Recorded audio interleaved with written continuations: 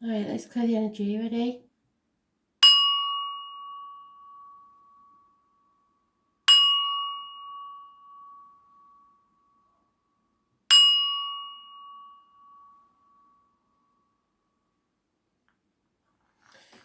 So we still had nothing since Cancer moved into Mercury.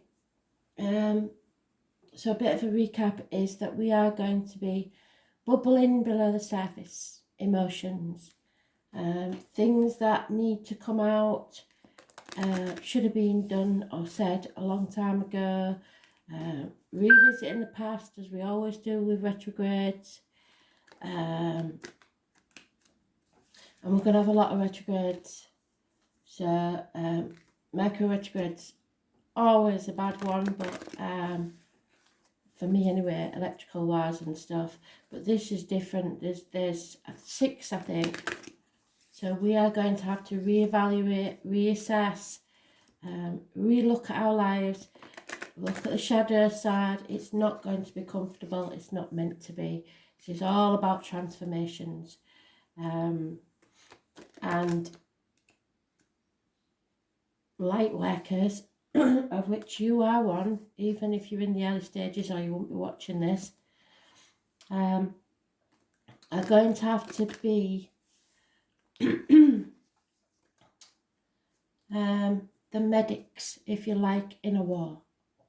So we are going to have to soothe and calm situations, search for the facts, research, and everybody is going to have to not take things at face value.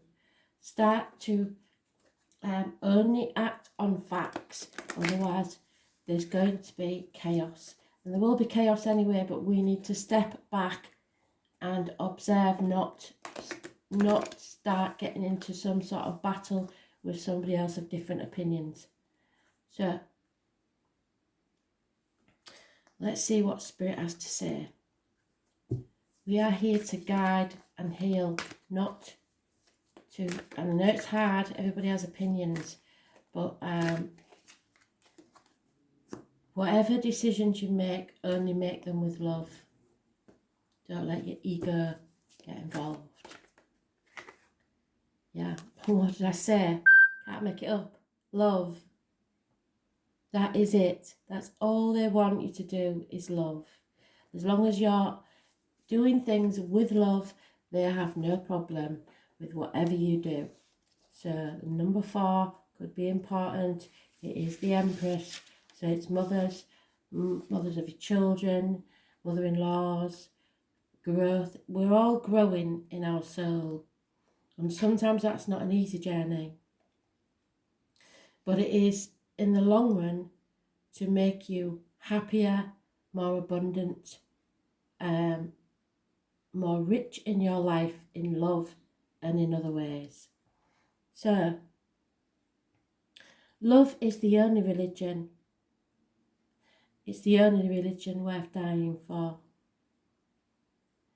The Venus card says to let love take care of it for now. Venus is the morning star and the brightest of the planets. It is the planet of beauty and balance and is named after the goddess of love and romance, which is what the planet rules. In Scandinavian lands, the equivalent of the Roman goddess Venus was Freya. Among the Greeks, she was Aphrodite. Venereal disease is named after Venus, so be careful there. After all, she charms and seduces. She was once associated with Lucifer. Now, this is a really massive point, what I was saying. There is going to be, as a lot of astrologers have said, witch hunts going on. When you see a pack of people trying to bay for blood, then you try and dig deeper, because it may not all be what it appears to be. So, I'll say that again. She was once associated with Lucifer, and light workers and anyone that goes up against what the masses say are going to be connected to Lucifer in people's minds. They will be the devil. You will see them spouting evil words. When someone spouts evil words to get the point across, you know there's something wrong. Lucifer was not a demon, but an angel of light who fell to earth from the heavens. So he made mistakes like the rest of us do. In reality, the part of the astrological chart Venus rules is where we want a good life, where we desire ease and comfort, sweets and kisses, where we want to see beautiful, be beautiful and smell beautiful, but beware the cost. Don't lose yourself in material things. Venus co-rules the sign of Libra and Taurus. So we know that Libra rules the loins and the marital home, and Taurus rules the throat, neck, and material matters. But the energies function differently in these signs. In Libra, Venus works best in the fields of beauty, social balance, and romantic love. While in Taurus, Venus stands for creature comforts and accumulating fineries. So this is the decision that we've been talking about for a very long time. Are you in the Taurus energy or in the Libra energy? Romantic love or creature comforts? In both signs, Venus is very partner orientated. There is a great need to unite with another when Venus card presents itself. This can bring on codependency and fears of going it alone, which we've talked about, haven't we? It keeps coming up in the love read, codependent situations. Both Libra and Taurus are signs best supported in some form of partnership, but it does not necessarily have to be romantic or marriage. It could be work, career, whatever. Venus is the lesser Neptune, love. Romance and art are her domains, yet she doesn't get lost in them and lose her practical side or herself. In fact, Venus is the planet of fashion, luxuries, balance, symmetry, artistic ability, sugary foods, and she prefers to overlook the ugliness of the world. Nobody's going to be able to stick their head in the sand and ignore the issues that are going on now. Trust me. Buying objects that are beautiful, unnecessary or excessive may come into play, and this card is drawn. So be careful of wasting funds on items just because you want them. Too late was the cry because I've already done it. You may feel compelled to buy something beyond your budget because you think it's beautiful while you really don't need it. On the other hand, you may be attracting these things very on your own. Venus also rules money, especially money shared in partnerships or marriages. But this can be a business enterprise as well. Money worries should find resolution. Art, hair salons, restaurants, movies, concerts, dance recitals, craft shows, cosmetics and fashion may figure in. Well, a lot of people will be worrying about that now, waiting for the lockdown to lighten up so that they can go and get the nails done and stuff.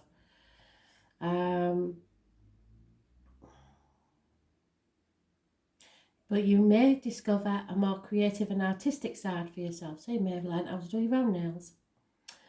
Venus is the most humane and fair of the planets. So you may be asked to feel compelled to settle a dispute. Courts, law and judgment may factor in. More than this card indicates either a new love coming into your life or the improvement of a new start for an older love relationship. So when the Venus card presents itself in a reading, the first thing to focus on is romance and love, but after that, creativity and refinement. So again, we're going back to the theme of the story that we've been doing for a very long time. In romance, you will have a choice. Either you're in a relationship that you want to make work, or you've found a new love. There may be court visits involved here. Everybody has to be fair, and money and finances are massively important to some. You can be assured you are found very attractive at the present, maybe the subject of some advances. If so, romance becomes playful, even childlike.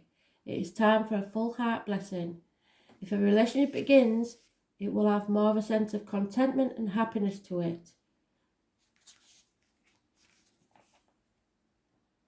Venus is the planet of charmers, so you may want to pour on the charm in a situation, and there is a tendency to become more socially engaging. At this time, people will generally be sweeter, more helpful and amenable. It's a good period to smooth ruffled feathers or make peace with others. Using diplomacy will serve you momentously at this time. So if there are any issues, especially from your childhood, because we've touched on that as well, it's time to heal them. Because you are going to need your tribe around you in the coming months. So find your tribe. It doesn't matter what age they are, what colour, what religion. Find the people that think the same as you.